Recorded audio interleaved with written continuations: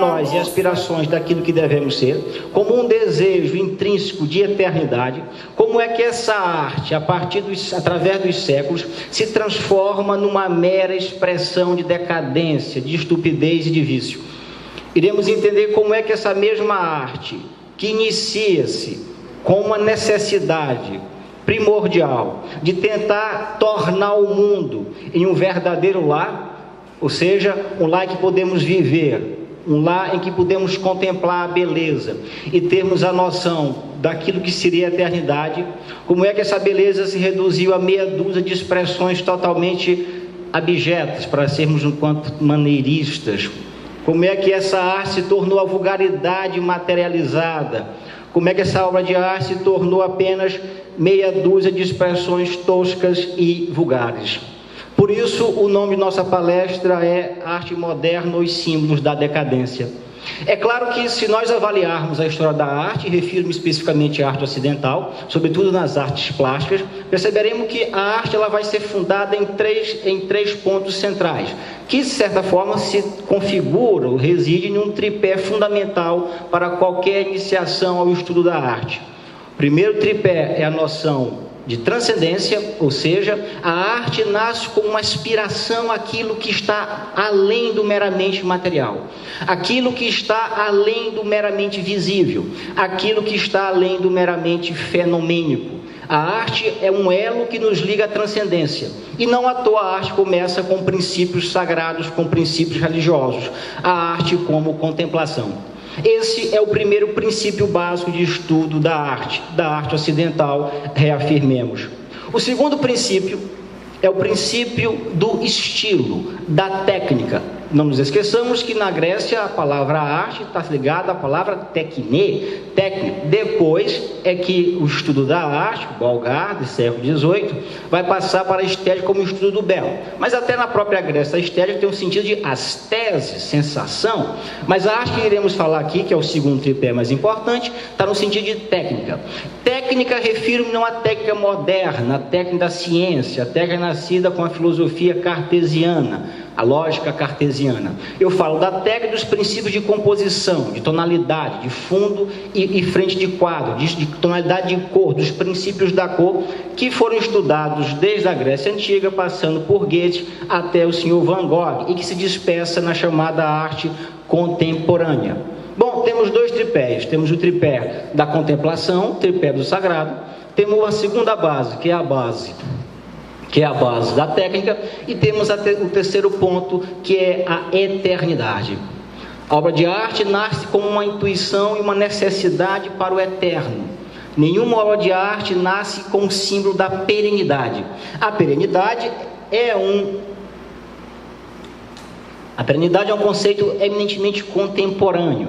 E vamos entender por que nós chegaremos nesse conceito de evanescência pictória, evanescência escultural, evanescência literária, intelectual em todos os sentidos. Bom, então nós temos, para começo de conversa, três princípios fundamentais para a arte ocidental. Esses três princípios eles vão ser solapados, sem misericórdia nenhuma, durante a história da arte ocidental. Século após século, esses princípios vão ser desestruturados, minados, esgotados.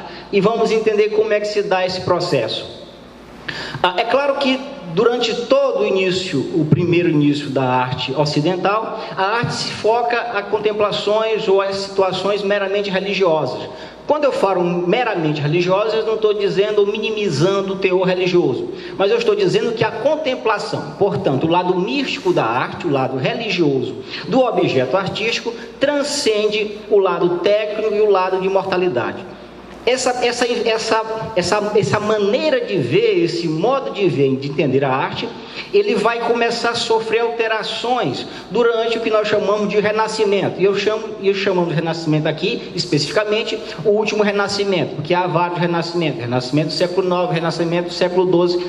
Esse último Renascimento, que é o Renascimento final do século XIV, início do século XV, que vai coincidir depois com o Barroco, que é a continuação natural dele, vai ser durante o processo do Renascimento que a arte vai, de alguma forma, dialogar e unir unir esses 3 pontos de forma que o que nós entendemos e o que nós temos como arte ocidental, da tradição ocidental, se formará. Eu gostaria, quem está reparando, por favor, Max, quando nós falamos, a princípio, que a arte ocidental começa com o culto, começa com uma noção mística, com uma noção de transcendência, noção essa que, quando destruída, vai ser criticada e alarmada pelo Sr. Walter Benjamin, no ensaio que se tornou famoso, sobretudo nas ciências humanas, que é a obra de arte na era da sua reprodutibilidade técnica. Quando o Benjamin critica a obra de arte, ou a perda da famosa aura da obra de arte, ele está criticando justamente a destruição do elo sagrado com a obra de arte através da reprodução técnica desta obra. Bom, esse sagrado ainda permanece durante o período medieval e vai sofrer uma mudança com o Renascimento. Essa iluminura, chamada sepultamento de Cristo, provavelmente entre 1250 e 1300, não tem uma data específica, segundo o Sr. Gombrich, que é um dos maiores historiadores da arte. Essa iluminura mostra o exemplo clássico do que seria a arte medieval. Bom, vamos nos ater primeiro a alguns princípios técnicos para entendermos até que ponto vai a destruição total do que nós entendemos por arte. Se nós observarmos a iluminura, e iluminura no sentido de quadro religioso, sabemos que a Bíblia só vai ser traduzida a partir de Lutero, depois da chamada Reforma. Antes disso, toda a Bíblia é copiada nos mosteiros, através de iluminuras que seriam ilustrações das cenas bíblicas. Essa iluminura, se você olhar de modo nítido, de modo claro, nós vamos perceber alguns aspectos técnicos que vão ser solapados, que vão ser mudados durante o Renascimento. O primeiro é a noção de espaço. Se nós observarmos bem, toda a tela parece impressa, compactada dentro do quadro. Não há a menor noção de espaço dentro da tela. A sensação que dá é que as figuras estão exprimidas, sem nenhuma noção, mesmo que vaga, de espacialidade. Isso porque a iluminura e a arte medieval, de modo geral, não tinha como finalidade o esboço técnico, ou o esboço artístico, ou o esboço estético da obra. O que importava era a mensagem a ser passada, a mensagem religiosa a ser passada. Bom, parece que a mensagem foi passada. O Cristo está sendo sepultado. Embora não tenha colocado nas imagens, mas esse momento de sepultação depois vai ser reproduzido pelos pintores, como por exemplo Caravaggio, que é um pintor barroco. Se nós olharmos com ainda mais calma, todos os personagens figurados, todos eles, além de estarem imprimidos e de estarem compactados na tela, eles têm uma forma visual, de perfil, que parece inalterada. A noção de espaço da tela parece, ou dá a impressão para quem olha, de que esses personagens estão quase que para sair da tela. Não há liberdade nem movimento dentro dessa obra de arte. É como se a compactação artística servisse apenas como mensagem e não como obra estética em si. Aquilo que já na modernidade o senhor Jean-Paul Sartre vai chamar de o irreal, né? A obra de arte não é nem a tela, não é nem a tinta, não é nem o que está representado. Ele é algo que está ali e não está ao mesmo tempo. Ele é o irreal. Bom, por favor, passa para outra. Essa figura, já portanto renascentista, figura do início do século XVI, é um esboço de desenho do Leonardo da Vinci. Creio que todo mundo conheça aqui o senhor Leonardo da Vinci. Da Vinci vai ser um dos principais responsáveis pela mudança na arte ocidental. A que se deve, por exemplo, essa mudança e quais aspectos comporiam essas mudanças? Primeiro, só um dado. É claro que quando nós falamos em mudança, geralmente se vem à cabeça a ideia de vanguarda, a ideia de estar à frente de alguma coisa, que é o conceito moderno, o conceito francesado, né? L'avant-garde, está à frente da guarda, né?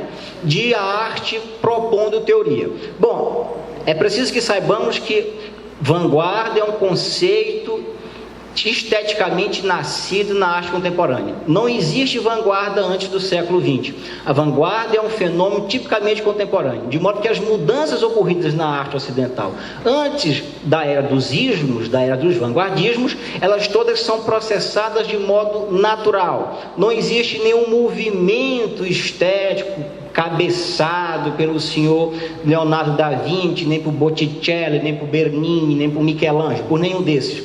A arte e as mudanças estéticas nesse período, elas se dão meramente pelas investigações intelectuais e estéticas. Bom, se nós olharmos então a figura do senhor Leonardo da Vinci, em comparação à tela anterior, nós observamos que há duas coisas fundamentais.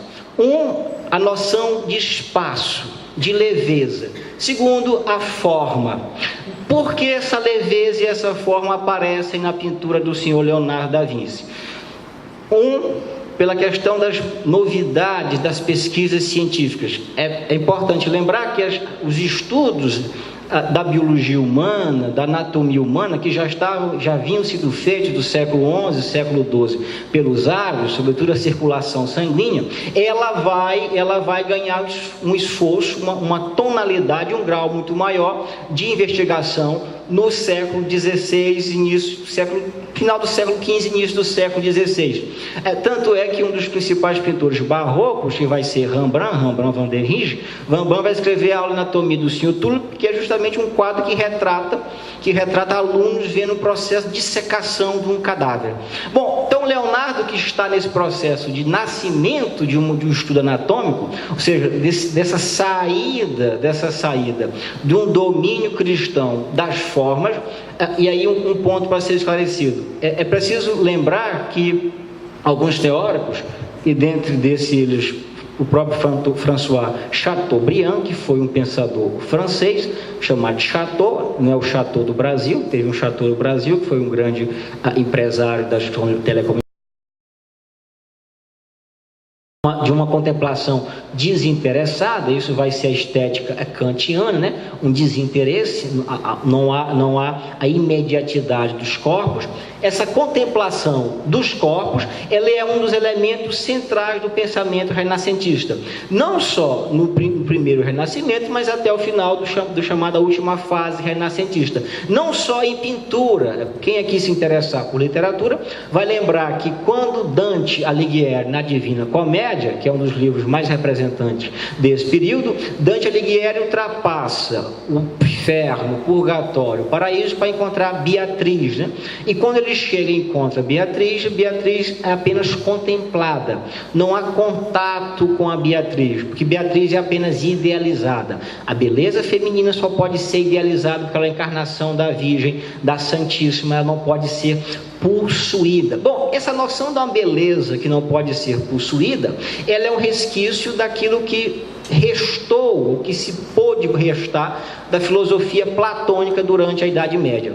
É claro que há as controvérsias do que restou de modo inédito, original ou não, do platonismo ou do aristotelismo durante o período medieval. Mas um dos livros que temos certeza na história da filosofia que perdurou até o Renascimento, até a Idade Média, claro, traduzido por Avicena e Averroes, é o livro Timeu e também Fédon, o Banquete e alguns capítulos da República, que são livros nos quais, tirando Timeu, que é a cosmologia platônica, são livros nos quais Platão trabalha a beleza como o supremo bem, ou seja, primeiro eu contemplo os objetos, depois os belos corpos, depois da contemplação dos belos corpos eu contemplo o belo bem. Então essa noção de que o supremo bem só pode ser atingido depois de passar por um limiar sexual, ele vai ser abafado durante a arte renascentista.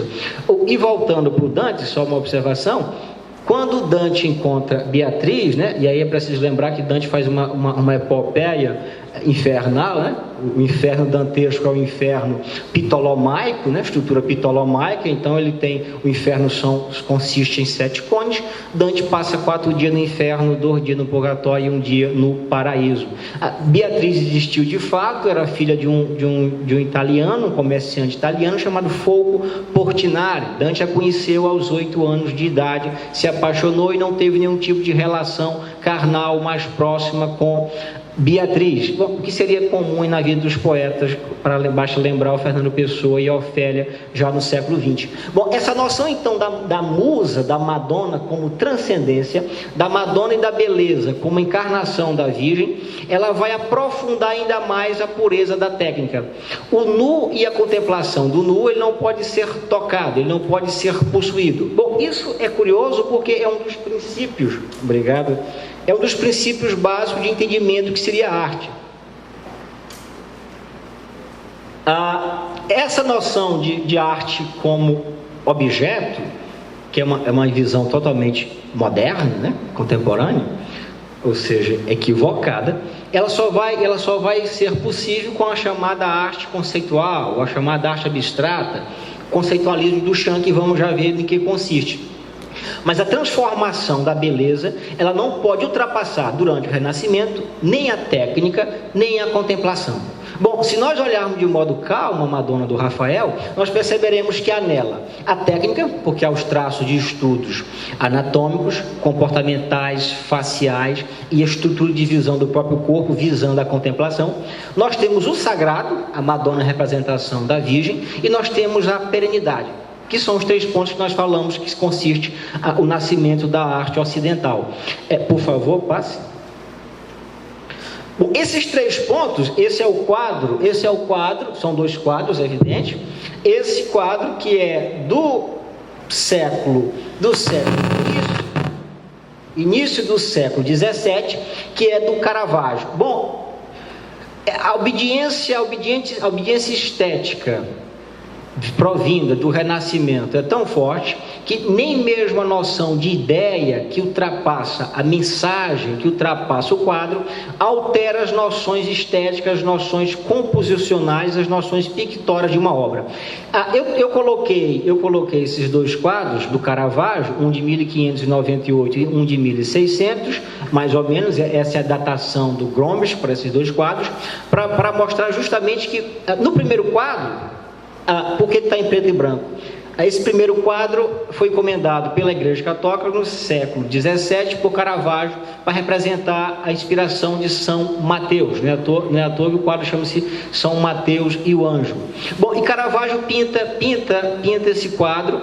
Imagina um São Mateus, um velhinho humilde, um tanto quanto nervoso, geralmente por ser inculto, por não ser letrado, e o anjo guiando a mão de São Mateus, ou seja, o anjo como a divindade que guia os humildes, o anjo que traz a palavra de Deus para os humildes e para ser lida pelos humildes.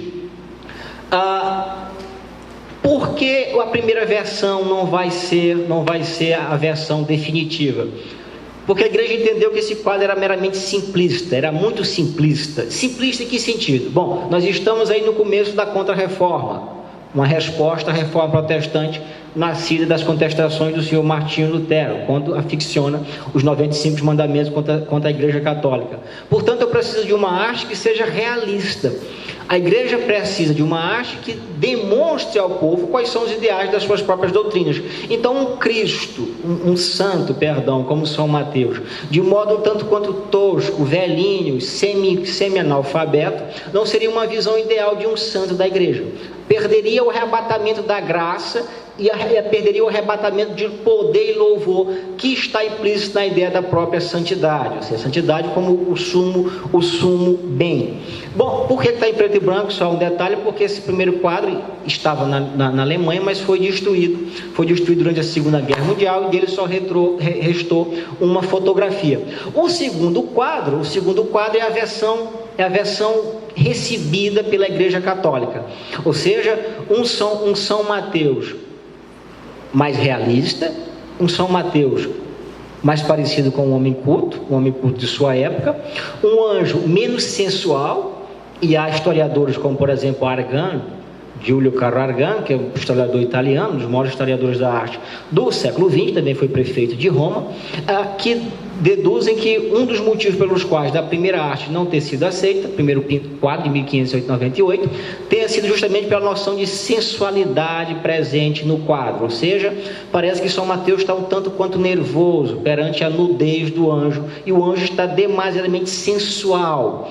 Então a provocação do anjo, a sensualidade do anjo não pareceu muito aprazível para a Igreja Católica da época. Bom, é uma versão, mas a versão oficial que a Igreja difundiu é porque São Mateus seria muito simplista. O ponto central dessas duas obras é para mostrar o seguinte: esse estilo, a necessidade, ou a importância dada durante o Renascimento ao culto da forma, ao culto da contemplação e ao culto da eternidade, ao de arte, ela persiste independente da mensagem que ela quer passar. Ao contrário da arte iluminista, a arte de iluminuras, medieval, que tinha como foco a mensagem, né? O quadro renascentista, o quadro barroco de certo modo é uma continuação natural do Renascimento, só que um pouco mais rebuscado, né? Muitos artistas famosos foram barrocos, Shakespeare foi barroco, Johann Sebastian Bach foi barroco, Cervantes foi barroco, Matias Ares, que é o maior filósofo brasileiro do século XVIII, foi barroco. Não é à toa que quando no Shakespeare, Macbeth diz que a vida é um teatro, né? Essa noção da vida como teatralidade é uma visão tipicamente barroca. Bom, a noção da obra de arte, então, ela ultrapassa qualquer mensagem que deve ser dada.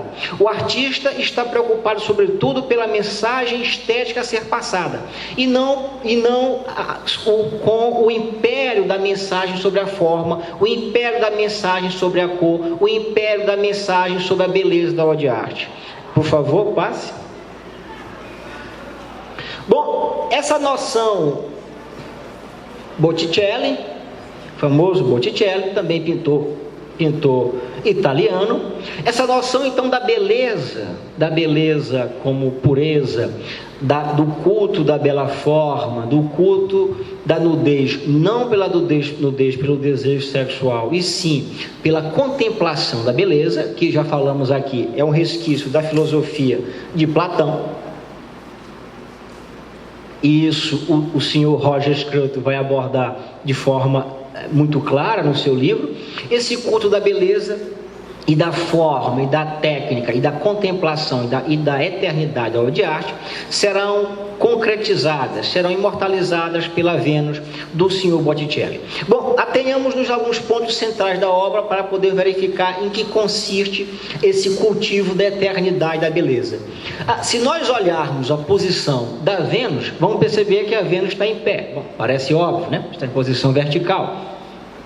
Essa posição vertical não é uma posição meramente aleatória, né? Vamos ver que depois a nudez na obra de arte ela vai começar a passar a ser posição horizontal. Vamos já ver a nudez com posição horizontal. Por que a nudez está vista de forma vertical? Porque a nudez é a representação do sagrado. O sagrado que deve ser contemplado e não possuído. Se nós olharmos a figura da Vênus com bastante atenção, nós perceberemos que nada, absolutamente nada no quadro está ligado a qualquer insinuação erótica ou a qualquer insinuação sexual. O que Botticelli quer passar com a nudez da Vênus não é uma tentativa de provocar desejo sexual em qualquer que seja o espectador da obra. Notem que o olhar da Vênus está direcionado para um lugar indeterminado. A Vênus não encara o espectador, como fez, por exemplo, o Leonardo da Vinci com a Mona Lisa. A Mona Lisa te encara, onde você vai, o olho da Mona Lisa te acompanha, né? É meio esquizofrênico, mas é assim. Você pensa que está sendo perseguido. O olhar da Vênus se direciona para um local que não é o espectador, um local diferenciado, porque a Vênus quer estar a dizer, segundo Botticelli, e estou falando de François Chateaubriand, intelectual francês do período iluminista, Revolução Francesa, perdão. O François Chateaubriand diz uma coisa curiosa: o cristianismo libera as figuras das formas. Por quê? Porque o cristianismo está ligado ao monoteísmo. Livra os seres, as entidades. Lembremos que os romanos e os gregos eram politeístas, portanto os deuses habitavam por todos os locais, os planetas recebiam o nome de deuses. Então o monoteísmo, ele centralizando a sua divindade, que é onipresente, onipotente, ele deixa livres os outros objetos para as investigações humanas, para investigações estéticas, para investigações científicas. Bom, o senhor Leonardo da Vinci, ele vai se beneficiar disso. Será serão as investigações tipicamente anatômicas, científicas e os estudos experimentais feitos pelo senhor Leonardo da Vinci que possibilitarão essa entrada, o início da forma, o início da leveza na pintura renascentista. Essa leveza, a pintura do quadro, da ideia, por favor, passe a próxima tela. Esse é o busto, o estudo. O que é um estudo? O estudo é um esboço de desenho de um futuro quadro. O anterior desta moça que vimos será transformado no quadro A Leda e o Cisne, de representação mitológica.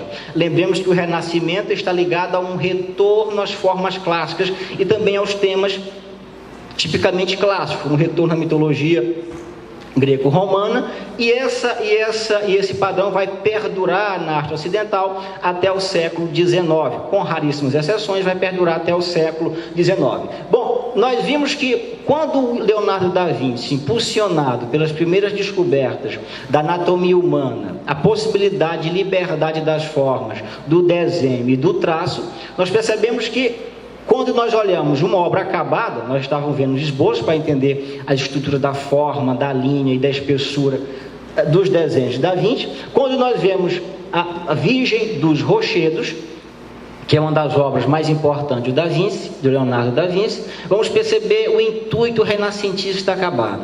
Bom, o que foi o intuito renascentista acabado? Primeiro, a noção de fundo, o que eles chamavam de perspectiva. Bom, se na figura iluminista a obra era colada, se na figura iluminista havia uma noção de experimento estético, em que os personagens retratados teriam que passar uma mensagem sem nenhum tratamento estético, com o Renascimento, essa mesma mensagem vai ser passada, mas com uma liberdade técnica, com uma liberdade pictórica, com uma liberdade espacial muito maior. Essa primeira conquista da arte ocidental, essa primeira conquista de uma liberdade interior do quadro, em que as figuras podem ser dispersas no plano de tal forma que você consegue perceber a noção de distância de um quadro, será uma conquista do Renascimento. E essa conquista vai implicar duas coisas: o fortalecimento das técnicas. Será nesse momento que todas as técnicas de pintura, de tonalidade, de cor, de contraste serão desenvolvidas. Essa necessidade do desenvolvimento da pintura está ligado não só ao descobrimento dessas novas formas de pintar, mas também a uma maior liberdade do artista. O Renascimento, de modo geral, ele vai coincidir. E aí é importante que introduzamos a leitura do senhor Jacob Burckhardt, né? A Itália renascentista, né? Ou a cultura do Renascimento da Itália. Nós perceberemos que essa cultura renascentista ela vai coincidir com a noção do indivíduo, do individual, ou seja, o indivíduo já livre da sua sociedade. Quando nós falamos, por exemplo, Tales de Mileto, não só o nome Tales, mas o nome Mileto está ligado a uma relação embrionária entre o indivíduo e o local em que esse indivíduo habita. Bom, essa noção entre indivíduo e local, e locus, em que está situado, ela permanece até o final da Idade Média. Santo Tomás de Aquino, ou São Tomás de Aquino, ainda é um resquício disso. Aquino é uma pequena vila na Sicília em que Santo Tomás nasceu. Bom, com essa noção de liberdade, as figuras não só ganham individualidade no quadro, não só ganham maior expressividade, mas também espacialidade, o que nós já falamos aqui, sendo a perspectiva. Por favor, Max. Esse princípio estético ele vai perpassar e vai durar durante todo o período renascentista. Bom, e aí com algumas diferenças básicas. Quando nós olhamos, por exemplo, Rafael de Sanzio, a pintura, a Madonna do Pintacilgo, que nós estamos vendo aí, nós estamos vendo duas coisas principais. Primeiro, a encarnação da Madonna. A Madonna está sempre ligada à noção de transcendência feminina. Essa noção de transcendência feminina, o feminino feminino como transcendente, a beleza como transcendente. Notem o olhar da Madonna, notem a distância das figuras que estão na parte posterior do quadro, e também a leveza das formas e o nu, sobretudo o nu das crianças. O nu é pintado meramente por um viés de contemplação. Esse viés de contemplação dá